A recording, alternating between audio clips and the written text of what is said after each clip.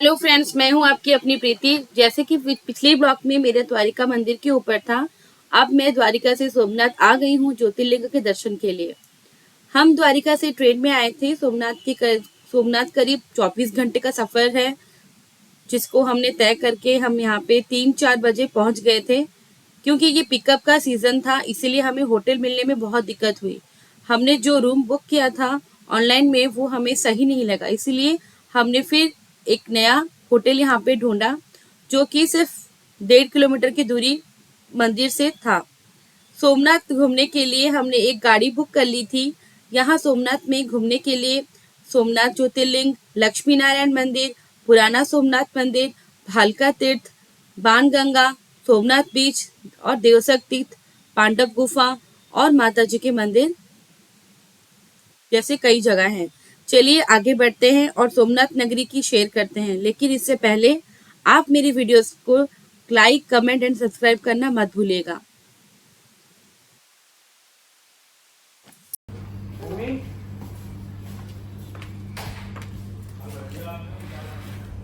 सानवी, सानवी, आप मेरा ले लो। जस्ट आ बेटा, ये है मेरी मम्मा। अभी हम लोग आ पहुंचे हैं सोमनाथ मंदिर में। जैसे कि आप लोग देख सकते हैं, यहाँ पे हमारा दर्शन 15 से 20 मिनट के अंदर हो गया था। यहाँ पे आप आराम से दर्शन कर सकते हैं। यहाँ पे कोई भीड़ भाड़ ज़्यादा नहीं होती है। और बाहर भी आपने देखा होगा, यहाँ पे शू स्टैंड या लॉकर या मोबाइल रखने की सुविधाएं बहुत अच्छी तरीके से गवर्नमेंट ने कर रखी है, तो आपको कोई भी असुविधा का सामना करना नहीं पड़ेगा। जैसे कि आप जानते हैं, भारत के सबसे प्राचीन और प्रसिद्ध मंदिरों में से ये सोमनाथ मंदिर है। ये धाम भगवान शिव को समर्पित है। ये 12 ज्योतिर्लिंगों में से पहला माना जाता है। ऐसा कहा जाता है कि ये सबसे पुराने ज्योतिर्लिंगों में से एक है। जो भी इस धाम में दर्शन के लिए जाते हैं, उनके सभी कष्टों का अंत हो जाता है। सोमेश्वर नाम का उल्लेख 9 सदी से मिला था। इस मंदिर का महत्व है कि यहाँ पूजा करने से चंद्र दोष समाप्त होते हैं। भगवान शिव के साथ चंद्रमा का आशीर्वाद भी मिलता है और धन्य धान्य की प्राप्ति होती है। मानसिक रोगों से भी मुक्ति प्राप्त होती है। मान्यता है कि यहाँ का शिवलिंग स्वयंभू है, यानी स्वयं प्रकट हुए हैं। दक्ष प्रजापति नाम के राजा के श्राप से मुक्त होते ही चंद्रमा ने अन्य देवताओं के साथ मिलकर भगवान शिव से ये प्रार्थना की कि वो माता पार्वती के साथ हमेशा के लिए यहाँ स्थापित हो जाएं। उनकी इस प्रार्थना को स्वीकार करते हुए भगवान शिव ज्योतिर्लिंग के रूप में माता पार्वती के साथ यहाँ विराजमान हो गए हैं। इसका निर्माण स्वयं चंद्रदेव सोमराज जी ने किया था। इतिहास का मानना है कि सोमनाथ मंदिरों को 17 बार नष्ट किया गया था। हालांकि हर बार इसका पुनर्निर्माण भी किया गया है। सोमनाथ मंदिर जो अभी खड़ा है, उसका निर्माण भारत के गृह मंत्री सरदार वल्लभ भाई पटेल जी ने करवाया था। अभी हम लोग हैं लक्ष्मी नारायण मंदिर में। सोमनाथ में लक्ष्मी नारायण मंदिर भगवान विष्णु और देवी लक्ष्मी को समर्पित एक मंदिर है, जो गुजरात के सोमनाथ शहर में स्थित है। ये मंदिर प्रसिद्ध सोमनाथ मंदिर के पास स्थित है और दोनों ही मंदिर हिंदू धर्म के लिए महत्वपूर्ण तीर्थ स्थल है। सोमनाथ के मध्यवृत्त में स्थित विष्णु मंदिर दक्षिण भारतीय शैली में निर्मित है।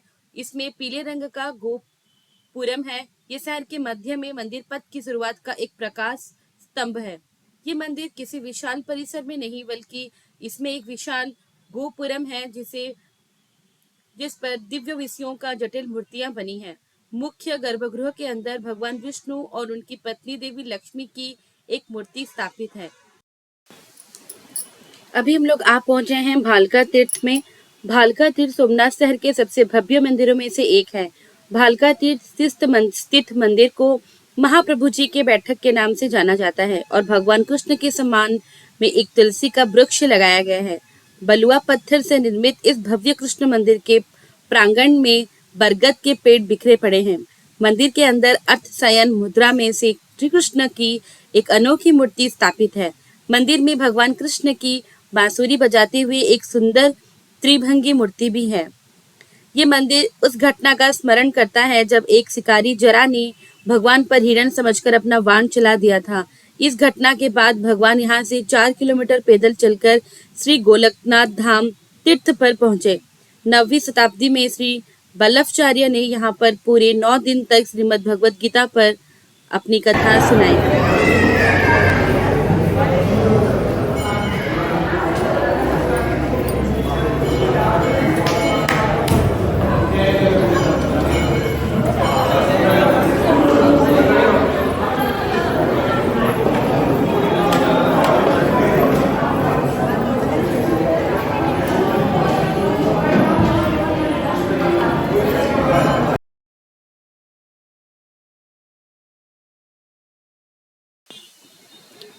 अभी हम लोग पहुंचे हैं बाणगंगा। मान्यता है कि समुद्र के तट पर बना ये सोमनाथ मंदिर और इसी तट पर एक लंबी दूरी पर है ये बाणगंगा। इस जगह के किनारे 2 शिवलिंग हैं और समुद्र का पानी इन लिंगों को धोता रहता है। आप यहाँ केवल कम ज्वार पर ही पहुंचकर देख सकते हैं।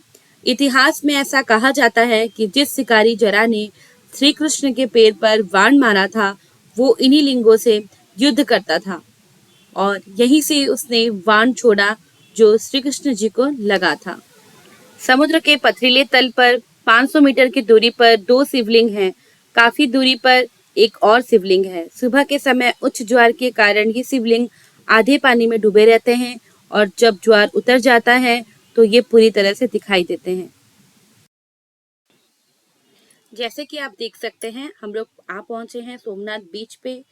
सोमनाथ बीच गुजरात राज्य में सोमनाथ शहर के पास स्थित है। ये हिंद महासागर के तट पर स्थित एक खूबसूरत समुद्र तट है। ये समुद्र तट अपनी प्राकृतिक सुंदरता, शांत वातावरण और सूर्यास्त के लिए जाना जाता है। सोमनाथ बीच सोमनाथ मंदिर से लगभग 5 किलोमीटर की दूरी पर है। ये अरब सागर के किनारे स्थित है। ये समुद्र तट साफ रेत और 7 लहरों में प्रसिद्ध है।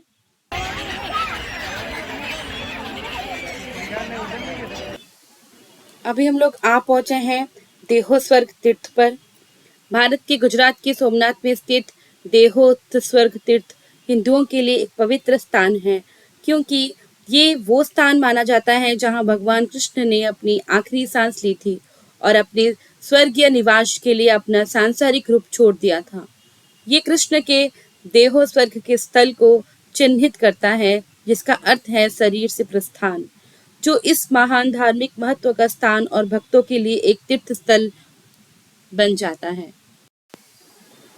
सोमनाथ पर्यटन की पंच पांडव गुफाएं भारतीय पौराणिक कथाओं से जुड़ी आकर्षक ऐतिहासिक गुफाएं हैं। ये गुजरात के प्रसिद्ध सोमनाथ मंदिर के पास स्थित है।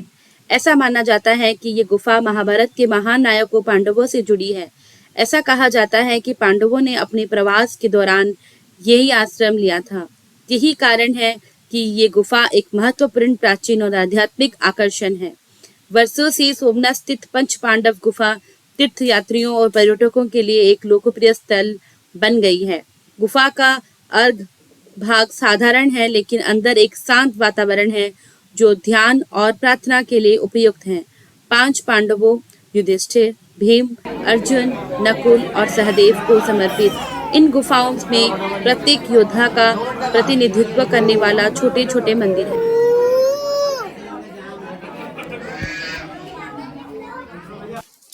अगर आपको मेरी वीडियोस अच्छी लगी हो तो please like, comment and subscribe my channel. और अगली वीडियो मेरी अहमदाबाद में साबरमती आश्रम के ऊपर आने वाला है। तो धन्यवाद।